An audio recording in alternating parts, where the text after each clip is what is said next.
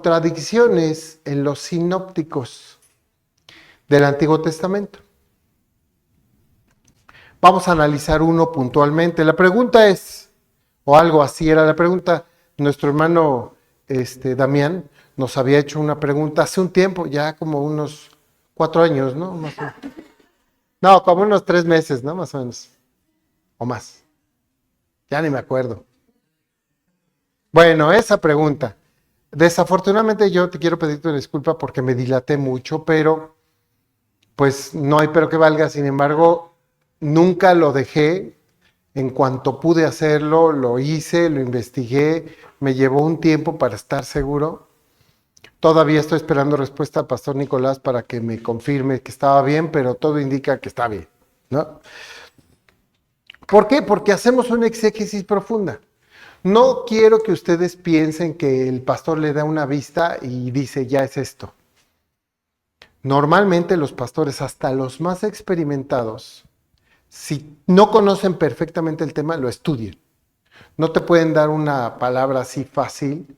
¿Por qué? Porque si no sabes cómo hablas de algo que no sabes. Es mejor estudiarlo profundamente, estar seguro y ya después hablar de eso. La pregunta es, ¿por qué en el mismo pasaje nos dice cosas distintas en diferentes citas bíblicas? ¿A qué se refiere? El mismo pasaje, la misma situación. Se vive una cierta situación y en 2 libros distintos narran la misma situación, pero uno dice una cosa y otro dice otra cosa. Y vamos a verlo. Quiero por favor que busquen ustedes en sus Biblias Primera de Crónicas, capítulo 21, versículo 1.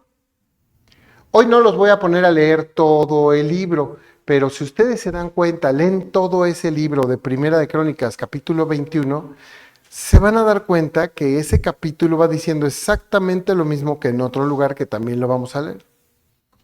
Dice ahí en Primera de Crónicas, capítulo 21, versículo 1. Dice ahí, pero Satanás se levantó contra Israel e incitó a David a que hiciese censo de Israel. Satanás se levantó contra Israel e incitó a David a que hiciese censo de Israel. Ahora rápidamente ahí en el Antiguo Testamento busquen 2 de Samuel, capítulo 24, ya ni puse qué era. Verso 1, exacto. 2 de Samuel, capítulo 24, verso 1.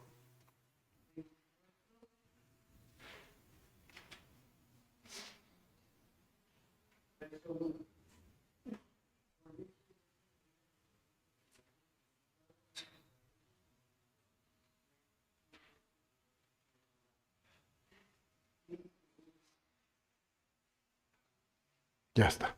Es que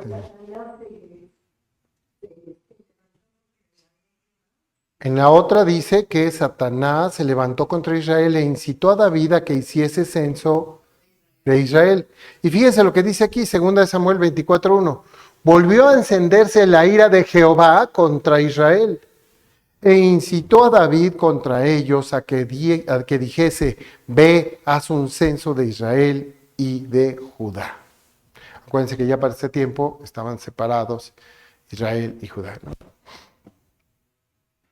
Bueno, o lo hizo Satanás o lo hizo Jehová. Muchas personas que no estudian o que simplemente estudian lo que quieren estudiar o que simplemente imaginan, dicen, ya ven, Satanás es Dios y Dios es Satanás. ¿Se dan cuenta cómo son una misma cosa? Como los chinos, ¿se acuerdan el yin y el yang, el bien y el mal?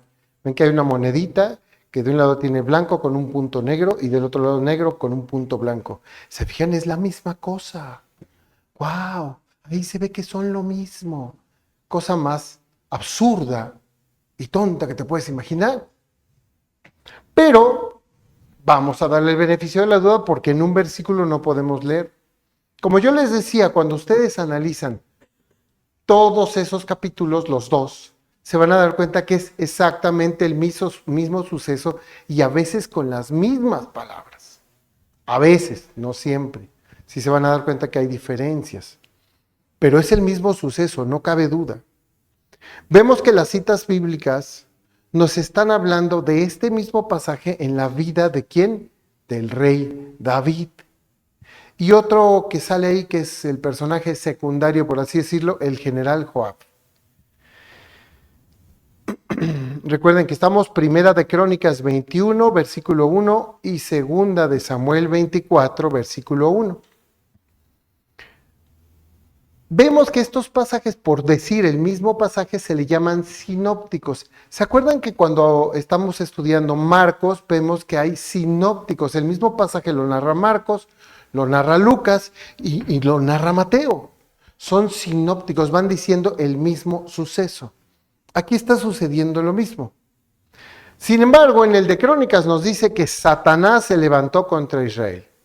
Y por otro lado, en el pasaje de Samuel nos dice que se encendió la ira de Dios. Tómala.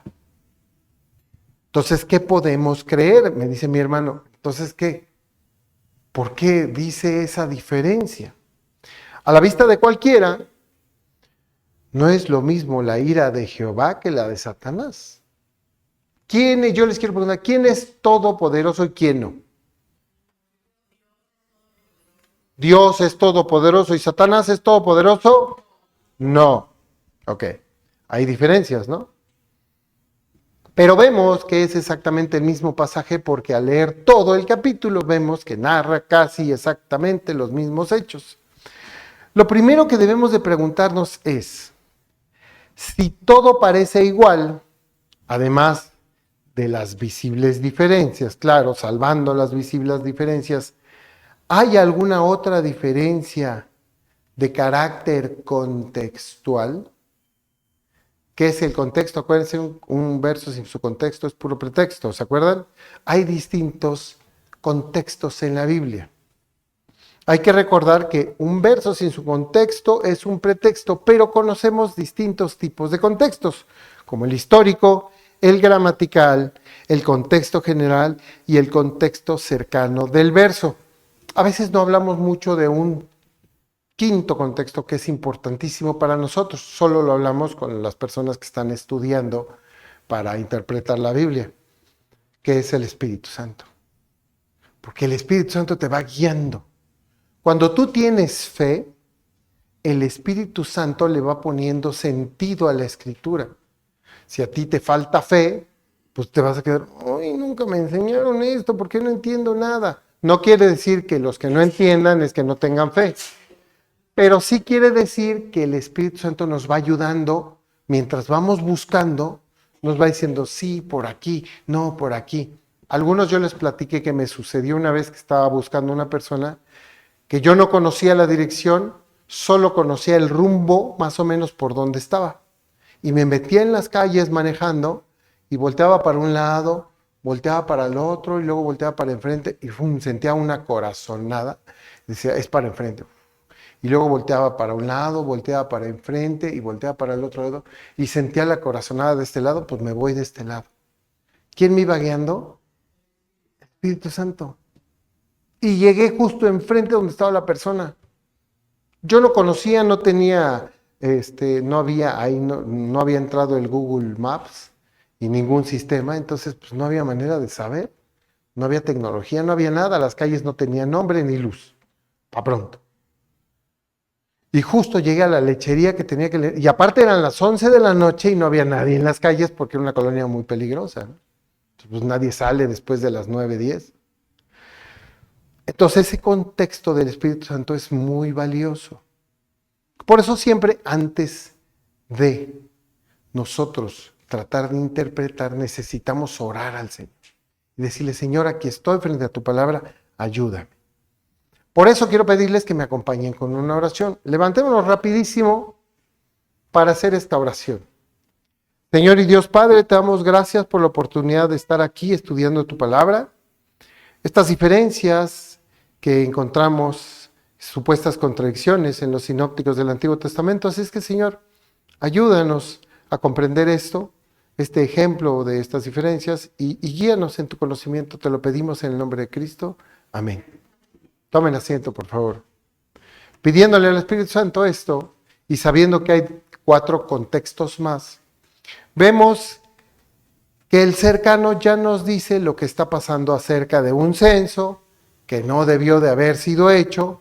Por tanto, David pecó al hacer un censo que Dios no había mandado. Porque Dios nunca le mandó ningún profeta, ni le dijo a David, ve y haz un censo.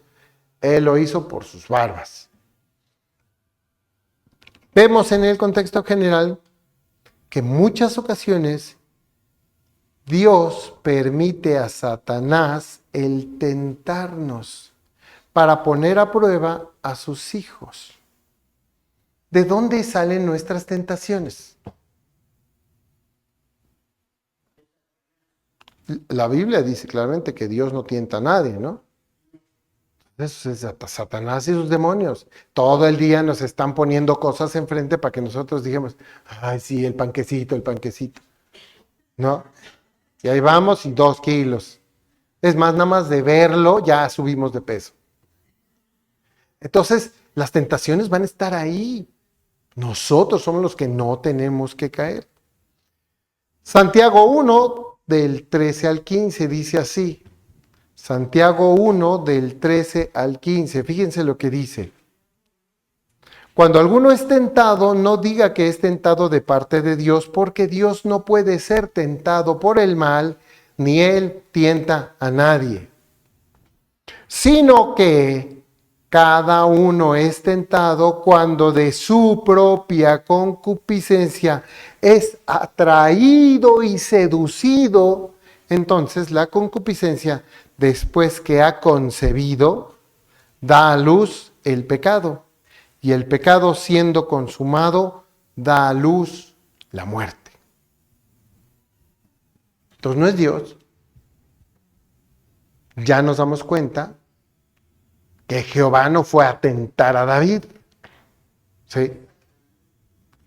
Vemos que es voluntad humana permitir la concupiscencia. O sea, los deseos ahí van a estar siempre. Pero uno es el que tiene que decir, no, ¿qué pasó? Pues si yo ya no ando en eso, ya no robo, ya no miento, ¿no?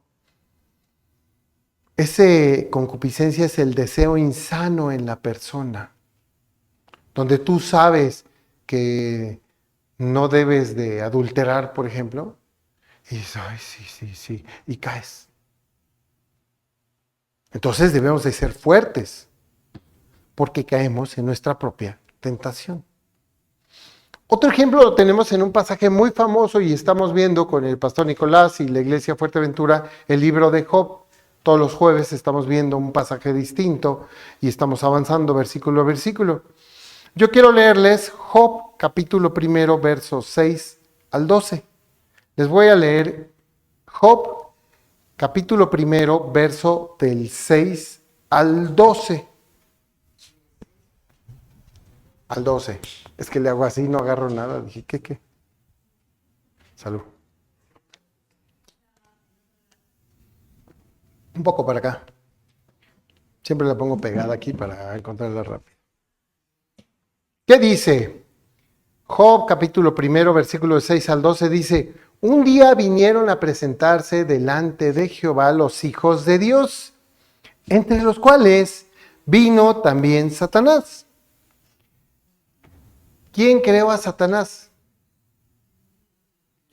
Y lo creó como Satanás, ¿verdad? No, ¿verdad que no? ¿Cómo lo creó? Como un ángel poderoso. Pero Satanás pues quiso hacer la maldad, su soberbia lo quiso hacer más que Dios. ¿Y qué pasó? Que se volvió Satanás. Dios no lo hizo malo, él se hizo malo. Al mochaorejas Dios no lo hizo malo, él se hizo malo. ¿Sí? Un día vinieron a presentarse delante de Jehová los hijos de Dios, entre los cuales también Satanás. Y dijo Jehová a Satanás, ¿de dónde vienes? Respondiendo Satanás a Jehová dijo, de rodear la tierra y de andar por ella. Y Jehová dijo a Satanás, ¿no has considerado a mi siervo Job? Que no hay otro como él en la tierra, varón perfecto y recto, temeroso de Dios y apartado del mal. Respondió Satanás a Jehová, o sea, Dios estaba presumiéndole sobre Job, que era una lindura de caballero, ¿no? Y entonces respondió Satanás a Jehová, dijo, ¿acaso teme Job a Dios de balde?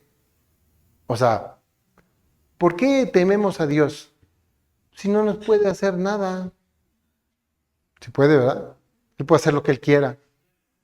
Entonces no tememos de balde a Dios. Pero es lo que le pone Satanás ahí. Dice, ¿acaso teme Job a Dios de balde? ¿No le has cercado alrededor y a él y a su casa y a todo lo que tiene? Al trabajo de sus manos has dado bendición. Por tanto, sus bienes han aumentado sobre la tierra. Pero extiende ahora tu mano y toca todo lo que tiene y verás si no blasfema contra ti en tu misma presencia.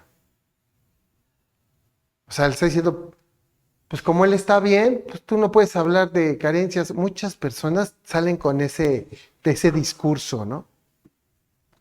No, me acuerdo una vez que estaba viendo un video y dice, pues si tú no eres mujer no puedes hablar del embarazo. Pues para eso están los doctores que escriben libros y ahí me entero lo que es el embarazo y lo que se siente, ¿no? Nunca lo voy a sentir porque soy hombre, pero vaya que puedo hablar de él. O sea, es una falacia lo que estas personas dicen y es una falacia lo que está diciendo Satanás. Así es que cuando les digan, tú no te puedes enterar porque tú no sabes, no, espérate. O sea, Satanás te está guiando y dijo, sí lo puedo saber porque para eso hay libros. ¿Se dan cuenta? Entonces Satanás le está diciendo a Dios, pues mira, tiene todo bueno, todo perfecto, pues con razón está feliz contigo y es noble y es perfecto. Dijo Jehová, verso 12, dijo Jehová a Satanás, he aquí, todo lo que tiene está en tu mano. Solamente no pongas tu mano sobre él, o sea, que no lo matara. Y salió Satanás de delante de Jehová. Así como nosotros, que estamos siendo tentados por los demonios, Dios mandó a los demonios a esta tierra. ¿Sí? También Job se encuentra con Satanás y le dice que tiene un siervo maravilloso y Satanás le dice, no es cierto, yo te lo voy a demostrar. Sí, inténtalo, nada más no lo mates, inténtalo. Y entonces lo que pasa, aquí vemos que eso es lo que pasa comúnmente. ¿Cómo es Satanás? ¿Quién va a poner prueba al ser humano? Pero Dios sabía de la fidelidad de Job. Aquí la pregunta es, ¿Dios sabe de nuestra fidelidad? Es más, ¿nosotros sabemos de nuestra fidelidad a Dios? Ahí está lo duro, que debemos de estar seguros. Con esto, ya nos podemos dar cuenta que o es el mismo ser humano el que cae en su propio deseo insano, o es Satanás quien tienta al hombre, metiéndolo en problemas.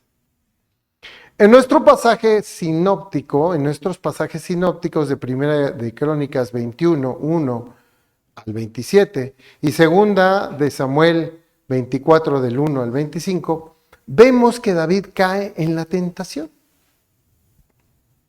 Esa tentación de hacer un censo que Dios no mandó y no respaldó. Pues más adelante vemos en ambos pasajes que nos dice algo, como lo dice en Primera de Crónicas 21, verso del 7 al 10. Les voy a leer lo que dice más adelante en el verso del 7 al 10. Primera de Crónicas 21, verso del 7 al 10. Primera de Crónicas 21, verso del 7 al 10. Fíjense, dice ahí, asimismo, esto desagradó a Dios e hirió a Israel. Entonces dijo David a Dios, he pecado gravemente al hacer esto. Te ruego que quites la iniquidad de tu siervo porque he hecho muy locamente.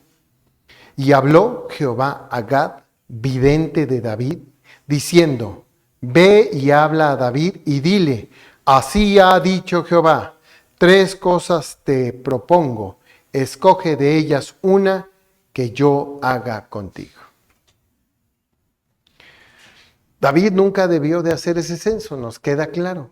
Sin embargo, aquí en Crónicas es donde vemos quién fue la mente detrás del pecado. Crónicas 21:1 nos dice, pero Satanás se levantó contra Israel e incitó a David a que hiciese censo de Israel. Es Satanás la mente detrás del pecado. Y así nos pasa siempre. Si me estoy peleando con mi abuelita o con mi tío a gritos, pues es Satanás el que está atrás metiendo chililla ahí entre nosotros. Es que si se metieron y a mi bolsa que le dejé por ahí y me robaron el monedero, pues es Satanás el que incitó a alguien para que te robaran el monedero. ¿Sí? Porque la gente común, la gente buena no hace esas cosas. Claro, la ocasión hacia ladrón, a veces somos muy descuidados, ¿no? Damos oportunidad, pero ahí está. La tentación la tienen muchos y algunos caen y algunos no. Satanás es quien está moviendo los hilos para que las personas caigan en la prueba o el deseo insano. Y aquí David cayó. La pregunta que surge es, ¿por qué entonces nos dice en 2 de Samuel que fue la ira de Dios? ¿Por qué fue la ira de Dios? La respuesta sigue viniendo del contexto. Pero ahora del contexto histórico. Pues en la historia vemos quién fue el que escribió cada uno de los libros. ¿Fue la misma persona? En internet yo me metí en varias páginas y la que dice algo más real, que nos puede dar más luz, es una fuente que se llama God Questions. Yo las recomiendo, aunque son reformados y a veces algunas doctrinas plasman sus doctrinas en lo que escriben, y bueno. Pero bueno, pues también nos dan buenos datos muy bien corroborados. Dice ahí God Questions. El libro de 2 de Samuel es la continuación del primer libro de Samuel en las Biblias modernas. En el Tanaj, los 2 libros se consideran uno solo. El primer libro de Samuel comienza con la infancia de Samuel, que se convirtió en una figura clave en el Israel y siguió la transición a la monarquía. También relata la coronación de Saúl, su caída, la elección de David y los acontecimientos posteriores que culminaron en la muerte de Saúl. Segunda de Samuel retoma la historia a partir de ahí, relatando los 40 años de gobierno de David con sus altibajos. La historia de David sirve de inspiración y testamento de redención y restauración, prefigurando el reino venidero del Rey perfecto Jesús. Se atribuye al profeta Samuel la escritura de la mayor parte, sino de todo, 1 Samuel. Pero Samuel murió durante el periodo del tiempo que abarca 2 de Samuel. Por esta razón, 2 Samuel se atribuye habitualmente a los profetas Natán y Gad. Sin embargo, no tenemos certeza absoluta sobre la autoría de 2 de Samuel. O fue Samuel, o fue Galad, o fue, ¿cómo dije? Natán y Gad. O sea, esos 2 profetas pudieron haber sido los que escribieron 2 de Samuel. ¿Qué pasa con el libro de Crónicas? ¿Quién es el autor? Ahí está más difícil. La misma fuente nos dice que Primera de Crónicas comenzó con una genealogía desde Adán hasta el rey Saúl. A partir de ahí, el libro de Primera Crónicas registra acontecimientos de la historia de Israel, empezando con la muerte de Saúl y siguiendo con el reinado de David como rey. El libro termina con la muerte del rey David. El autor de Primera de Crónicas, llamado a menudo el cronista, es anónimo. La tradición judía atribuye el libro a Esdras y a este es de hecho un candidato aprobable. El texto sugiere que el único autor en el periodo postexílico o sea, después del exilio, el autor se basó en diversas fuentes, incluidos otros libros del Antiguo Testamento, y era a la vez experto y meticuloso. Los eruditos coinciden en que el autor de Primera de Crónicas era un escriba hábil y teológicamente sólido. Esdras responde a todo lo anterior y sigue siendo la opción más probable como autor. Y ahí nos dice que podemos ver Esdras 7 del 6 al 10 y Nehemías 8 del 1 al 2, a favor de la idea de que Esdras es el cronista. Están las similitudes lingüísticas entre Crónicas y Esdras y Nehemías. O sea, los comparan y es el mismo tipo de escrito. Entonces, por un lado, o fue Gad o fue Nehemías, y por otro lado, pudo haber sido Esdras. Todos somos aquí cristianos. Todos venimos a Berea, Iztapalapa, y los hermanos que están en línea, pues seguramente también se conectan con nosotros. Pero la pregunta es, ¿todos pensamos igual? No, ¿verdad? Unos piensan una cosa, otros piensan otra. ¿Tenemos las mismas doctrinas? Sí. Pero pensamos de diferente manera. ¿Por qué? Cada cabeza es un mundo. Y tenemos derecho a pensar. Por eso nos creó Dios así. Pues para pensar diferente. Gracias a que pensamos diferente, llegamos a la verdad. Si todos pensáramos igual, pues nada más es follow the leader, y ya. Te olvidas. Pero gracias a que pensamos diferente, tenemos esa oportunidad de saber la verdad. ¿Cómo lo entendemos entonces? De la misma manera que los evangelios sinópticos tienen diferencias, pero esto los hace más importantes porque el punto de vista del narrador es el que queda plasmado, pero se consuma el hecho. O sea, si dos personas dicen lo mismo de un hecho, es que es real. Es que dos personas ya lo dijeron. Si lo dicen tres o cuatro, pues todavía más, ¿no? En el caso de la Biblia, cuando vemos distintas copias, si hay cerca de, creo que la última vez que vimos eran 50,000 copias antiguas de la Biblia que dicen lo mismo, dices tú, bueno, pues es que la Biblia es real, o sea, sí lo dice, ¿no? En el caso de los sinópticos, por ejemplo, del Nuevo Testamento, pues son tres y a veces el de Juan coincide con algunos pasajes. Entonces es que es un hecho lo que vivió Cristo. En el caso de este ya son dos personas que están narrando la misma cosa, dos personas distintas en tiempos distintos. Ya sea que una haya preguntado y lo haya escrito y la otra lo haya vivido, pero como sea, están dos personas diciendo la misma cosa. Para ellos es una realidad, porque para nosotros no. Así también, en 2 de Samuel encontramos que el escritor no lo tomó como un levantamiento de Satanás contra Israel. ¿Sí? En 2 de Samuel no lo tomó así. Samuel, el autor, o Gad, o en su caso, ¿quién dijimos? ¿Nehemías? No, Esdras es el de Crónicas. Samuel, el autor, desde su libro, lo ve diferente. Es el enojo de Dios contra David y el pueblo de Israel el que permite que Satanás pueda incitar a David y que sus generales lo apoyen estando en contra solo Joab. Joab era el único que decía, ¿cómo vas a hacer esto? Si Dios no te lo ha dicho, pues yo lo quiero hacer. No lo hagas, mira, yo soy tu general, no, tú haz lo que yo te digo. Está bien, mi jefe. Y ya lo hizo. ¿Pero qué hace? Lo hace. ¿Qué pasa cuando nosotros pecamos? Separamos de Dios. Dice Dios, hijito, no hagas eso. ¿Por medio de quién? Del Espíritu Santo, ¿no? Bueno, aquí Dios no les había dicho, no hagan eso. No tenían Espíritu Santo como tal, tenían a Dios en persona. Pero si no les dice que lo hagan, pues no lo haces.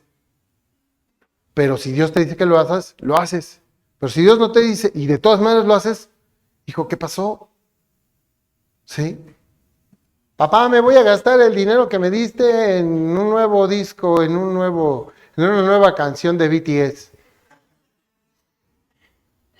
Hija, pero no. Ay, es que ya me lo gasté. Pues, ¿qué pasó? ¿En qué quedamos? Ahora me lo pagas. me la pagas, ahora me la pagas. ¿Qué hace Dios? Se da la media vuelta, págame. ¿Sí? Dios permitió. Si ya tenían la bendición de Dios porque era el pueblo de Dios y los estaba cubriendo y los estaba ayudando, pues la perdieron porque estos quisieron hacer lo que quisieron. Segunda de Samuel 24, versos 3 y 4. Joab respondió al rey: añada Jehová tu Dios al pueblo 100 veces tanto como son, y que lo vea mi señor el rey. Mas, ¿por qué se complace en esto mi señor el rey?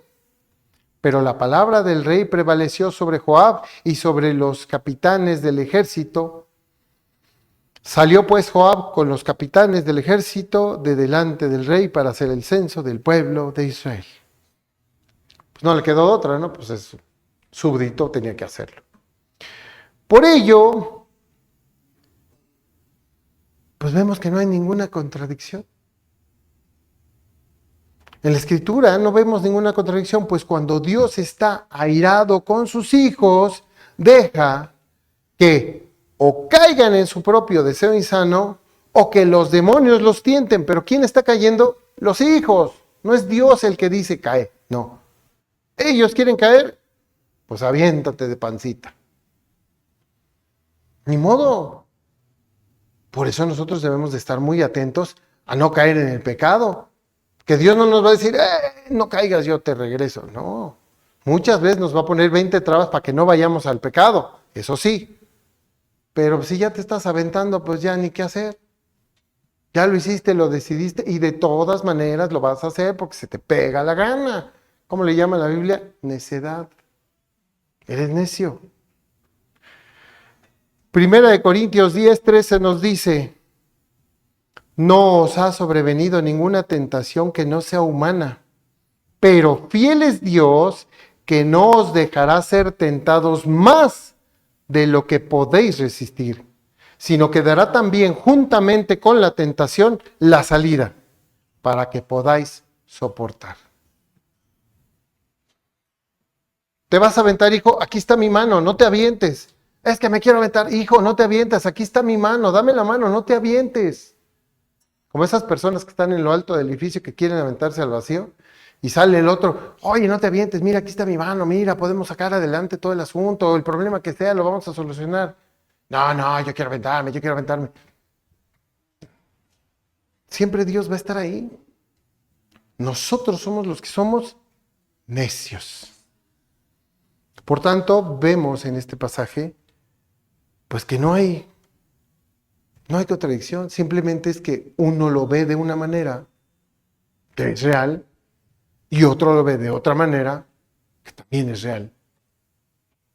Por tanto, están diciendo lo mismo, aunque con palabras distintas. ¿Sí quedó claro? Gracias, hermano. Gracias por la tardanza, por la espera, por la paciencia. Hermanos, pues yo los invito a que lo dejemos aquí, que sea el Señor el que nos vaya guiando.